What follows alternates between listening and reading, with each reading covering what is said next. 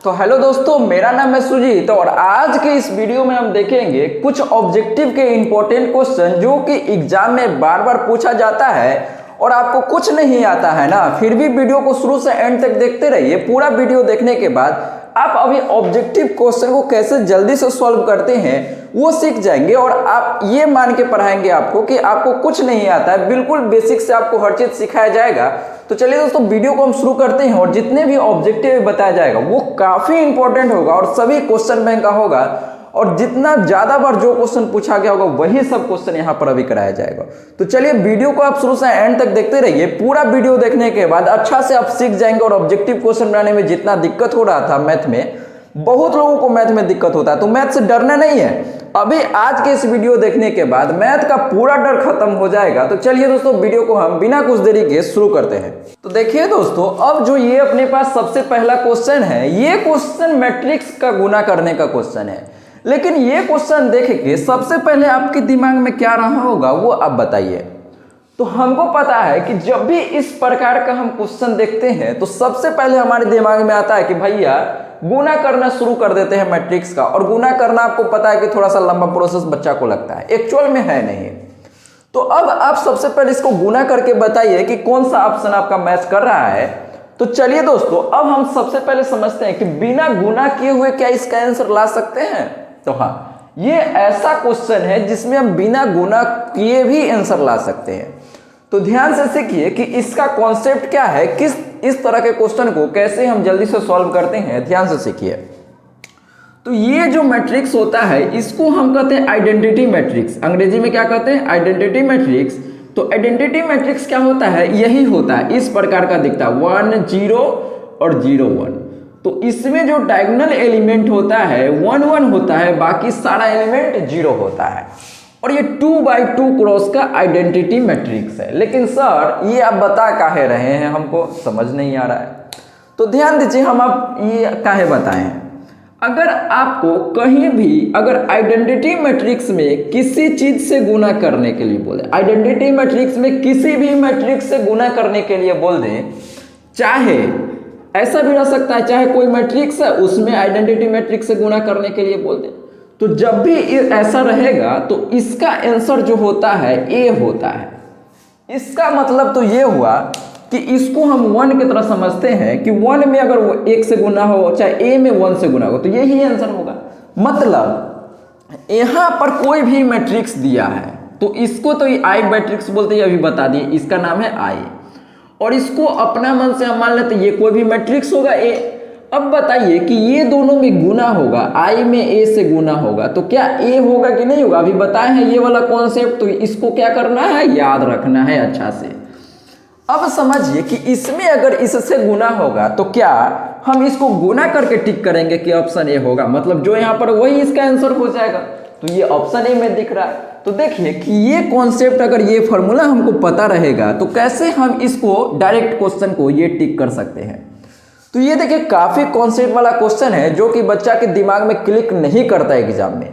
और इस प्रकार का क्वेश्चन मैक्सिमम जो ऑब्जेक्टिव में क्वेश्चन पूछा जाता है वो यही क्वेश्चन पूछा जाता है जिसमें इसी प्रकार का मैट्रिक्स दिखेगा, आइडेंटिटी मैट्रिक्स। और लोग क्या करता है, इतना प्रेशर हो जाता है एग्जाम में जो कि पहचान नहीं पाता कि आइडेंटिटी मैट्रिक्स और गुना करना शुरू कर देता है। तो आइडेंटिटी मैट्रिक्स को अच्छे से दिमाग में बैठा लीजिए और कैसे गुना करते हैं सीख लीजिए। तो अब हम डिस्कस करते हैं नेक्स्ट क्वेश्चन। देखिए दोस्तों, अब जो अपने पास ये क्वेश्चन है, ये क्वेश्चन डिफरेंशियल इक्वेशन का है और डिफरेंशियल इक्वेशन में ऑब्जेक्टिव में इसी प्रकार का क्वेश्चन बहुत बार पूछा गया है और मैक्सिमम क्वेश्चन जो आपके पास आएगा इसी प्रकार का देखा जाता है। तो ये जो क्वेश्चन है अपने पास, ये क्वेश्चन दिया हुआ है डिफरेंशियल इक्वेशन, मतलब अवकल समीकरण। अब ये जो अवकल समीकरण दिया है बोल रहा है कि इसका सॉल्यूशन निकालो, और हिंदी में बोलते हैं हल निकालो। तो इस प्रकार का क्वेश्चन दिया रहेगा तो उसको हम कैसे बनाते हैं, सबसे पहले आप खुद से ट्राई कीजिए, फिर आप समझिएगा कैसे इसको सॉल्व किया जाता है। अगर आप ट्राई कर लिए हैं तो अब हम समझते हैं कि इसका कौन सा ऑप्शन सही होगा और इसको बनाते कैसे हैं। तो देखिए, सबसे पहले जो अपने पास दिया हुआ है उसको लिख लेते हैं। तो dx बटा में x लिख लिए माइनस dy बटा y। अब मैक्सिमम लोग तो इसको डायरेक्ट आंसर टिक कर दिया होंगे, लेकिन बहुत लोग को नहीं आता होगा। तो आप अवकल समीकरण यानी डिफरेंशियल इक्वेशन चैप्टर में ये टॉपिक पढ़े होंगे, वेरिएबल सेपरेबल। वेरिएबल सेपरेबल का मतलब होता है, एक टॉपिक है अवकल समीकरण में, तो उसमें क्या करते हैं कि x को x के साइड करते हैं और y को y के साइड करते हैं, फिर इंटीग्रेशन करते हैं। तो इसमें देखिए कि dx का टर्म x के साथ है, y का टर्म y के साथ है, मतलब कि इसमें वेरिएबल सेपरेट करने का जरूरत नहीं है। तो इसमें हम डायरेक्ट इंटीग्रेशन कर सकते हैं। तो आप क्या कीजिए कि इसमें इंटीग्रेशन कर देते हैं दोनों साइड। तो यहाँ पर दोनों साइड अगर इंटीग्रेशन करेंगे तो ऐसे लिख सकते हैं क्या, 1/x dx माइनस, अगर इधर भी इंटीग्रेशन करते हैं तो 1/y dy। अगर जीरो का इंटीग्रेशन करते हैं तो जीरो का भी इंटीग्रेशन कर देते हैं। तो अब बताइए कि 1/x का इंटीग्रेशन क्या होता है, हम सबको पता होता है log mod x होता है। log mod x को log x भी लिख देते हैं, कोई दिक्कत नहीं है। माइनस अब 1/y है तो हम इसको ऐसे लिख सकते हैं क्या, log y। अब बराबर जीरो का इंटीग्रेशन यहाँ पर इंपॉर्टेंट है। तो कई बार ये क्वेश्चन पूछा भी गया बोर्ड एग्जाम में आपका, अगर कोई आपसे पूछता है कि जीरो का इंटीग्रेशन बताओ, तो मैक्सिमम लोगों क्या करता है, यहाँ x के रेस्पेक्ट में पूछे चाहे y के रेस्पेक्ट में, कोई फर्क नहीं पड़ता है। तो जीरो का इंटीग्रेशन बोलेगा तो मैक्सिमम लोग जीरो वाला ऑप्शन टिक कर देंगे, और यही लोगों को गलती करता है। तो आपको पता होगा कि जब भी हम इंटीग्रेशन करते हैं तो जीरो का इंटीग्रेशन तो जीरो होगा, लेकिन ये गलत ऑप्शन है, क्या है। लेकिन जब इंटीग्रेशन हम करते हैं तो आंसर में k ऐड करते हैं, तो जीरो में k ऐड करेंगे तो इसका आंसर कांस्टेंट आएगा। तो ये बात आपको ध्यान रखना काफी ज्यादा जरूरी है। तो यहाँ देखिए कि जीरो का इंटीग्रेशन क्या हो जाएगा, k हो जाएगा, मतलब कोई कांस्टेंट हो जाएगा। अब समझिए कि log x minus log y का फॉर्मूला पढ़े होंगे, log x/y। तो हम इसको ऐसे लिख सकते हैं कि log x/y। अच्छा अब देखिए ध्यान से, यहाँ जो k लिखा हुआ है, k को हम ऐसे भी लिख सकते हैं क्या, log k, कोई बुराई नहीं। अच्छा अब बताइए कि सर हम ये k की जगह log k काहे लिख दिए। तो ध्यान दीजिए, आप जहां भी पढ़े होंगे जिस भी सर से, तो वहां पर सर बताए होंगे कि k जो होता है कोई कांस्टेंट होता है। अब कांस्टेंट के जगह पर k लिख दो, c लिख दो, कोई फर्क नहीं पड़ता है, सर बताए होंगे। तो सेम प्रकार से k है तो log k भी कांस्टेंट है। अच्छा log k काहे लिखें, जब इधर दोनों साइड log रहता है तो हम k नहीं लिख के log k लिख देते हैं। इससे होगा कि आपको आंसर निकालने में और ऑप्शन मैच कराने में काफी आसानी होगा। तो मैक्सिमम लोग को ये पता नहीं होता कि कब यहाँ पर log k लिखना है, कब k लिखना है। तो जब इधर सब जगह log आ जाएगा तो इधर भी log k लिख देना है, बस सिंपल बात है। अब देखिए कि log वाला इधर बाहर वाला जब बराबर है, log और log बाहर बराबर है, तो अंदर वाला को हम क्या करते हैं, बराबर कर देते हैं। अंदर वाला को बराबर करने का मतलब है कि x/y बराबर k। तो हम यहाँ से बोल सकते हैं क्या, x बराबर और y इधर चल जाएगा तो ky। तो ये इसका सॉल्यूशन है। तो हम क्या करते हैं, डायरेक्ट इंटीग्रेशन कर दिए और सॉल्व किए, जो आया वही आंसर है। तो x बराबर ky देखिएगा तो ये आपका ऑप्शन नंबर सी में मैच करता है और यही इसका सही आंसर है।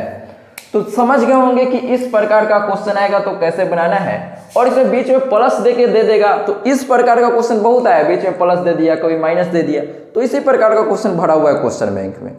तो आप क्या कीजिए, वीडियो को आप अगर अच्छा लग रहा होगा तो अपने दोस्तों में शेयर कीजिए, और अच्छा लग रहा तो वीडियो को लाइक कर दीजिए। तो अब हम डिस्कस करते हैं नेक्स्ट क्वेश्चन, तब तक के लिए आप इसको अच्छे से नोट कर लीजिए।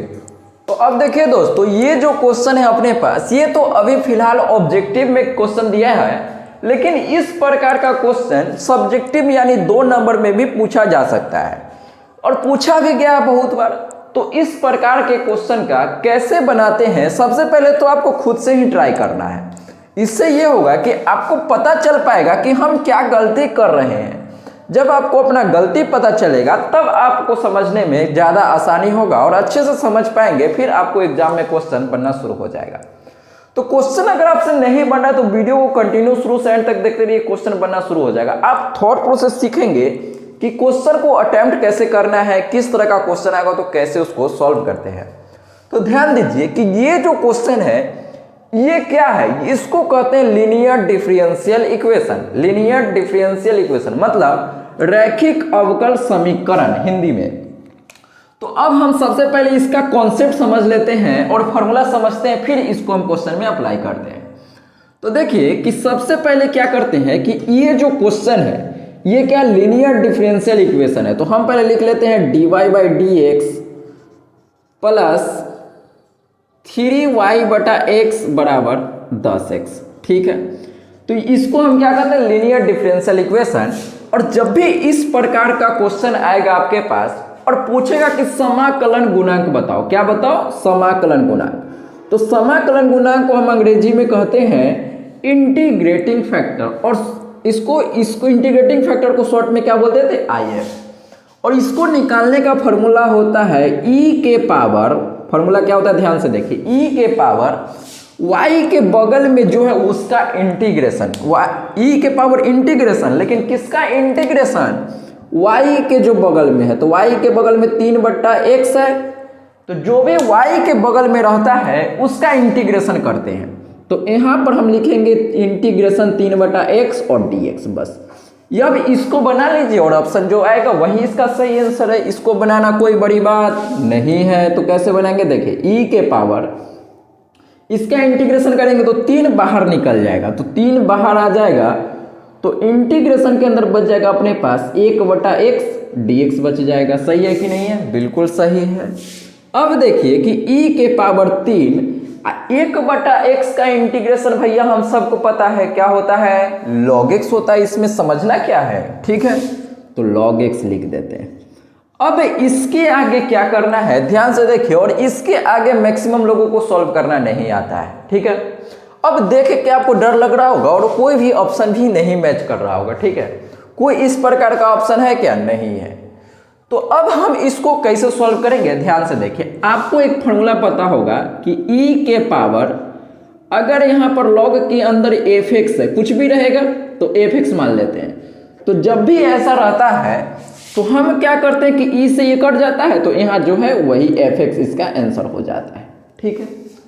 अब लेकिन ये फॉर्मूला इसमें अब नहीं अप्लाई कर सकते हैं, ये फॉर्मूला इसमें अप्लाई नहीं होगा। काहे नहीं होगा, ध्यान से देखिए, ये जो फॉर्मूला है कब लगता है, जब log के बगल में कुछ नहीं है, यहाँ log के बगल में कुछ नहीं है। अब मान लेते हैं कि e के पावर और log के बगल में अगर कुछ आ जाएगा ना, तब कैसे करेंगे, तो log के बगल में जो आता है, log का फॉर्मूला होता है कि जो पावर में है उसको यहाँ जो गुना में है इसको पावर में भेज सकते हैं, ये सबको पता है।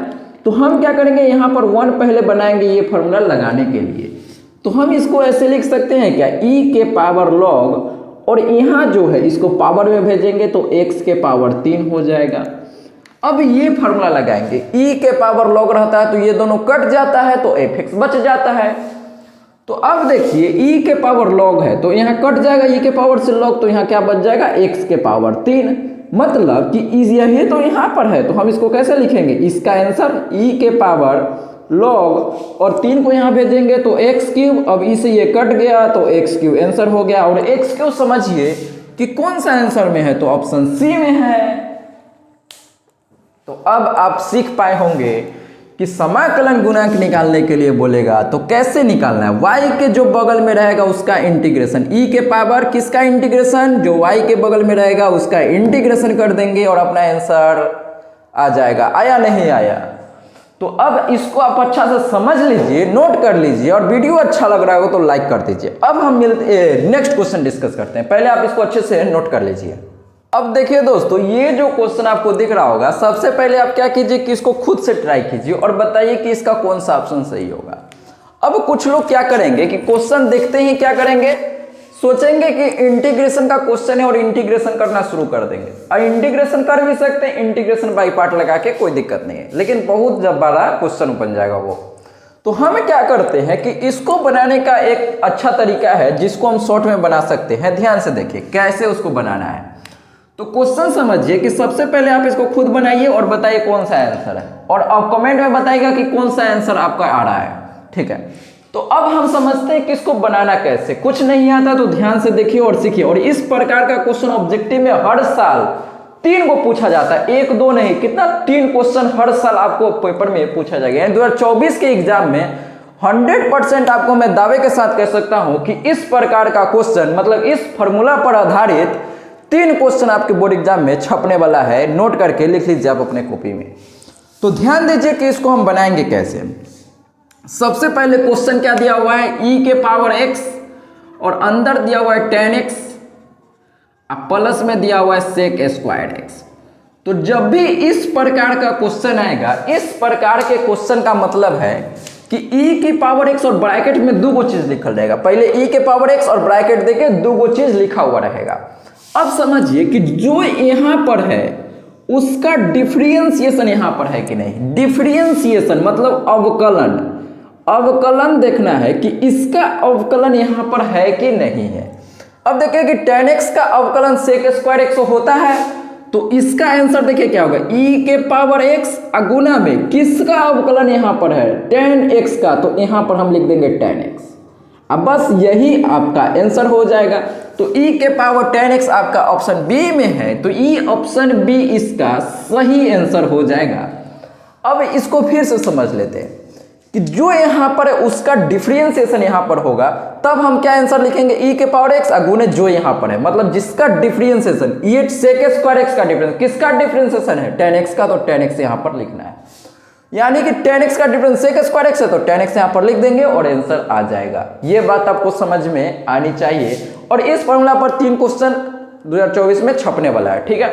तो इसको बिल्कुल भी स्किप नहीं करना है और आप बताइएगा कि आपको ये पहले से आता था कि नहीं आता था। आता था तो खुश हो जाइए एकदम। तो चलिए अब हम नेक्स्ट क्वेश्चन डिस्कस करते हैं, इसको अच्छा से नोट कर लीजिए। देखिए दोस्तों, फिर से जो अपने पास अगला क्वेश्चन है ये भी इंटीग्रेशन का क्वेश्चन आ गया। तो सबसे पहले आप इसको बनाइए और ट्राई कीजिए कि कौन सा आंसर आपका मैच कर रहा है, बताइएगा। तो अब देखिए कि ये जो क्वेश्चन है हम इसको बनाना शुरू करते हैं। तो देखिए ये जो क्वेश्चन आपको दिख रहा है, ध्यान से सीखिए। देखने में बहुत बड़ा लग रहा है, देखने में बड़ा लग रहा है कि नहीं लग रहा है, बिल्कुल लग रहा है बहुत बड़ा। तो हम क्या करते हैं, ये बहुत बड़ा लग रहा है तो इसको हम कैसे बनाएंगे। तो देखिए बड़ा है लेकिन भारी नहीं है, बड़ा है लेकिन भारी नहीं है, बातों पर ध्यान देना है। अब देखिए कि ये जो क्वेश्चन है आपको दिख रहा होगा कि इसमें साइन थीटा और साइन थीटा दोनों जगह दिख रहा है कि नहीं दिख रहा है। तो हम यहां से साइन थीटा को कॉमन ले सकते हैं क्या, बाहर ले सकते हैं।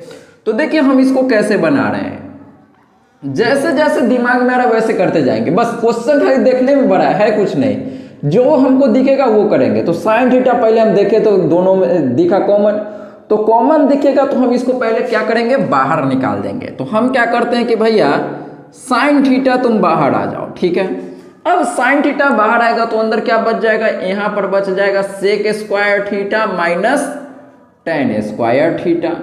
अब देखिए अभी भी मैक्सिमम लोगों को बहुत बड़ा लग रहा होगा, नहीं, क्लास 10th पढ़े थे भैया। अगर आप क्लास 10th पढ़े होंगे तो ये आपको पता चल रहा होगा क्या कि sec square theta minus tan square theta कुछ पढ़े थे। हाँ सर, इसका वैल्यू होता 1। अरे भैया ये क्या बोल दिए, बहुत बड़ी बात है क्या, नहीं है। तो अब देखिए कि ये जो इतना बड़ा क्वेश्चन दिख रहा था कितना छोटा क्वेश्चन में बन गया है। यानी कि साइन थीटा और इसके जगह 1 में इससे गुना हुआ तो साइन थीटा होगा और यहाँ पर डी थीटा। अब बताइए कि साइन थीटा का इंटीग्रेशन क्या होता है। तो साइन थीटा का इंटीग्रेशन हो जाता है माइनस कोस थीटा प्लस के। तो अब बताइए कि ये कौन सा आंसर में माइनस कोस थीटा प्लस के है। तो देखिए यहाँ माइनस कोस थीटा यहाँ के है और यहाँ प्लस कोस थीटा है। तो कुछ लोग बनाने के बाद भी आंसर टिक करने में गलत कर देगा, तो टिक गलत नहीं कर रहा है। देखिए हम इसको ऐसे भी लिख सकते हैं, पहले के लिख दो और माइनस कोस थीटा लिख सकते हैं ऐसे, तो इसमें कोई बुराई नहीं है। तो ऑप्शन ए अपना सही हो जाएगा। तो देखिए कि इस तरह के क्वेश्चन को कैसे हम सॉल्व करते हैं ये आप सीख पाए होंगे। तो ये क्वेश्चन काफी इंपॉर्टेंट तो नहीं है, लेकिन फिर भी इसमें समझना जरूरी है कि हम जितना बड़ा क्वेश्चन देखने में सिर्फ बड़ा लगता है, एक्चुअल में बड़ा होता नहीं है। तो आप इसको नोट कर लीजिए और समझ लीजिए। अब देखिए दोस्तों, ये जो अपने पास क्वेश्चन दिया है, ये क्वेश्चन दोस्तों बहुत इंपॉर्टेंट है और इस प्रकार का भी क्वेश्चन जो है ना एग्जाम में बहुत बार पूछा गया है। तो आप इसमें क्या कर सकते हैं कि स्टार मार्क कर सकते हैं। स्टार मार्क करने का मतलब है कि इस प्रकार का क्वेश्चन एग्जाम में बहुत बार पूछा गया है। अब देखिए कि अगर आप एग्जाम में इसको बनाने जाएंगे तो बहुत ज्यादा टाइम बर्बाद होने वाला है। तो हम क्या करेंगे कि इसमें कुछ चीज याद रखेंगे, ठीक है। अब क्या याद रखना है, इस प्रकार के क्वेश्चन आएगा तो कैसे बनाते हैं, थॉट प्रोसेस क्या है वो समझते हैं। सबसे पहले आपको जो भी आता है इस क्वेश्चन को देख के दिमाग में क्या आंसर होना चाहिए वो आप आराम से ऑप्शन टिक कर लीजिए, ठीक है। अब हम इसको कॉन्सेप्ट की तरह समझते हैं कि इसमें क्या कॉन्सेप्ट लगने वाला है और कैसे इसको बनाते हैं। तो ध्यान दीजिएगा अगर नहीं आता है तो इसमें जो कॉन्सेप्ट लगने वाला है ये है कि जब कभी भी किसी क्वेश्चन में आपको ऐसा लिमिट दिखाई देगा, किस प्रकार का लिमिट, -a से a लिमिट, क्या बोले हम, जब किसी क्वेश्चन में इस प्रकार का लिमिट आपको दिखाई देगा तो हम समझेंगे कि इसको इंटीग्रेशन करने का जरूरत नहीं है, इसको हम इंटीग्रेशन करके सॉल्व नहीं करेंगे, डायरेक्ट इसका कुछ तरीका है, कुछ फॉर्मूला है, उससे हम इसको बनाते हैं। कब, किस तरह के क्वेश्चन को हम कैसे बनाते हैं, जब इस प्रकार का लिमिट आएगा तो आंख को एकदम खड़ा कर लीजिए और इसको गौर से देखेगा, अरे भाई कहीं ये मेरा पिछड़ा हुआ भाई तो नहीं है जो मेला में बिछड़ गया था, तो हाँ भैया ये आपका भाई ही है। तो देखिए जब इस प्रकार का लिमिट रहेगा और इसके अंदर ऑड फंक्शन रहेगा, इसके अंदर क्या रहेगा, ऑड फंक्शन रहेगा, क्या बोले हम, ध्यान दीजिएगा, -a से a लिमिट और यहां पर ऑड फंक्शन रहेगा तो इसका आंसर डायरेक्ट 0 होता है। अब मैक्सिमम लोगों को ऑड फंक्शन पहचानना ही नहीं आता है, तो ध्यान दीजिए ऑड फंक्शन का मतलब क्या होता है वो अभी हम डिटेल में नहीं सीखेंगे, थोड़ा सा बता देते हैं ऑड फंक्शन होता क्या है। ऑड फंक्शन का मतलब है कि मान लीजिए कोई फंक्शन आपको f(x) दिया हुआ है, कोई फंक्शन मान लेते हैं f(x) दिया हुआ है, आपको चेक करना है कि ऑड फंक्शन है कि नहीं है।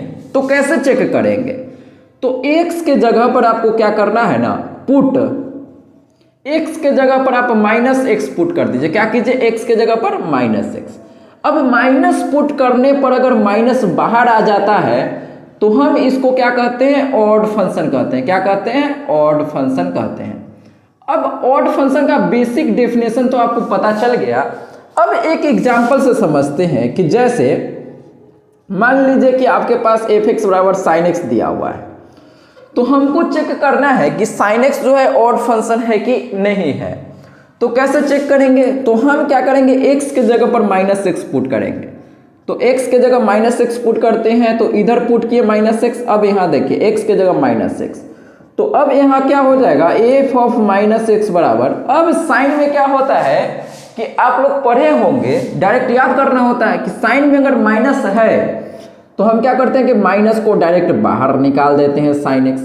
तो अब बताइए कि f(-x) का वैल्यू माइनस जैसे वैसे, और sin x के जगह पर यानी ये जो है इसके जगह f(x) लिख सकते हैं क्या, हाँ भैया लिख सकते हैं। तो अब बताइए कि f(-x) का वैल्यू -f(x) आ गया तो इसका मतलब क्या होता है, ऑड फंक्शन होता है, मतलब कि sin x जो होता है ऑड फंक्शन है, ठीक है। तो अगर इसका इंटीग्रेशन आपसे पूछेगा कि -1 से 1 लिमिट रहेगा, लिमिट कुछ भी रहे, खाली जो यहाँ पर है सेम यहाँ पर माइनस नीचे रहना चाहिए।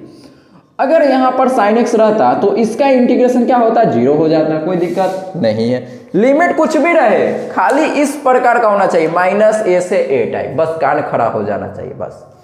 अब देखिए जब आप अगर इसको ऐसे चेक करेंगे तो कोई दिक्कत नहीं है, अभी हम चेक करके भी बता सकते हैं, कोई दिक्कत नहीं है।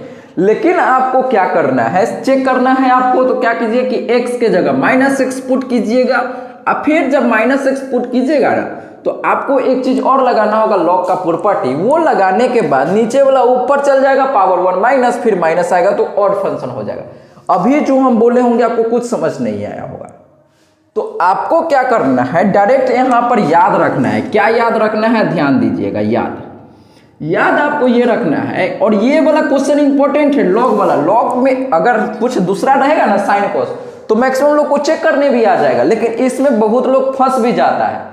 तो आपको यहां पर डायरेक्ट याद करवा देते हैं कि लॉग के अंदर ऐसा कुछ रहेगा, ax प्लस b और ax माइनस b, ऐसा रहे चाहे ऐसा भी रह सकता है लॉग। अब नीचे वाला को ऊपर कर देते हैं, यानी ax माइनस b और ax प्लस b, मतलब ऊपर प्लस वाला रहे चाहे माइनस वाला रहे, हमको ये देखना है कि जो यहाँ पर है उसी का उल्टा साइन वाला यहाँ है कि नहीं है। जैसे देखिए यहाँ 4 + x है और यहाँ 4 माइनस एक्स है, मतलब प्लस माइनस खाली साइन का अंतर होना चाहिए, तब हम इसको क्या बोलते हैं, ऑड फंक्शन बोलते हैं। क्या बोलते हैं, ऑड फंक्शन। अब बताइए कि -1 से 1 लिमिट है, मतलब कि हमको ऑड चेक करना होगा ऑड है कि नहीं है। ऑड रहेगा तो answer 0, odd function, odd function. अब ये ऑड फंक्शन है तो इसका आंसर 0 हो जाएगा, तो ऑप्शन ए इसका सही हो जाएगा। तो इसमें इतना सारा कॉन्सेप्ट आपको ये सब पता भी होगा, नहीं पता होगा तो अच्छे से समझ लीजिए। आप पता है तो आप डायरेक्ट इसको याद रख के और आंसर 0 टिक कर सकते हैं, ऑड फंक्शन मतलब आंसर 0। अब मैक्सिमम लोगों के दिमाग में आ रहा होगा कि सर ऑड फंक्शन तो सीख गए, इसका आंसर 0। अब इसमें एक चीज और होता है कि -a से a लिमिट रहेगा और इवन फंक्शन भी रह सकता है, तो वो सब अभी हम नहीं सीख रहे हैं। उस प्रकार का क्वेश्चन भी एग्जाम में पूछा है और काफी इंपॉर्टेंट है, लेकिन अभी हम यही सीखे ऑड फंक्शन के बारे में। अगर आप डिटेल में इसके बारे में जानना चाहते हैं, पढ़ना चाहते हैं, तो कमेंट बॉक्स में बताइएगा, आपके लिए अगला वीडियो बना दिया जाएगा, नेक्स्ट वीडियो में सब सिखा दिया जाएगा अगर आपको जरूरत है। अगर आप चाहते हैं, अभी तक जितना भी क्वेश्चन डिस्कस किए थे वो सब सेंटअप एग्जाम का ही क्वेश्चन था और काफी इंपॉर्टेंट था। अगर आप चाहते हैं कि इस सब का पूरा सॉल्यूशन या क्वेश्चन बैंक में जितना क्वेश्चन आया 2009 से 2023 तक का सबका सॉल्यूशन आप चाहते हैं कि बोर्ड पर यहाँ कराया जाए, तो कमेंट बॉक्स में आप कमेंट करके बताइएगा कि आपको सॉल्यूशन चाहिए या नहीं।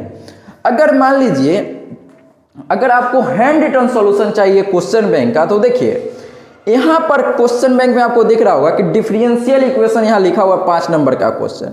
तो जितना क्वेश्चन बैंक में क्वेश्चन है वो सबका हैंड रिटन सॉल्यूशन, ऑब्जेक्टिव का, सब्जेक्टिव का, चैप्टर वाइज, वो भी 2009 से लेकर 2023 तक का चैप्टर वाइज अगर आपको चाहिए हैंड रिटन ये नोट्स, क्वेश्चन बैंक का सॉल्यूशन का हैंड रिटन नोट्स, ध्यान दीजिएगा, और ऑब्जेक्टिव 2 नंबर वाला और 5 नंबर वाला, हर एक चीज लिखा हुआ है।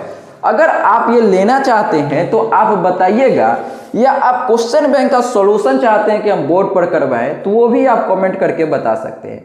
और समझ लीजिए कि ये जो सॉल्यूशन है आपके लिए काफी इंपॉर्टेंट होता है क्वेश्चन बैंक को करना। अगर अब तक आप कुछ नहीं पढ़े हैं या सब कुछ पढ़ लिए हैं लेकिन क्वेश्चन नहीं बनता है, पूरा मैथ पढ़ने के बाद भी मैक्सिमम लोग से क्वेश्चन नहीं बनता है, तो क्वेश्चन नहीं बनने से डरना नहीं है। क्वेश्चन नहीं बनने का एक ही कारण है कि हम प्रैक्टिस नहीं किए हैं।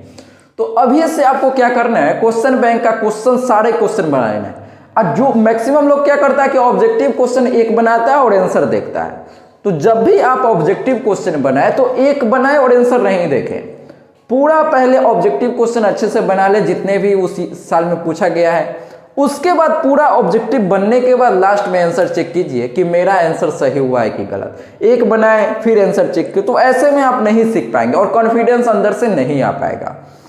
तो इस वीडियो में अभी हम इतना ही क्वेश्चन बताते हैं, ज़्यादा क्वेश्चन तो डिस्कस नहीं कर पाए हैं, बहुत सारा प्रॉब्लम है, नेटवर्क का प्रॉब्लम होता रहता है। तो अगर आप इसका सॉल्यूशन लेना चाहते हैं तो कमेंट बॉक्स में आप कमेंट जरूर कीजिएगा।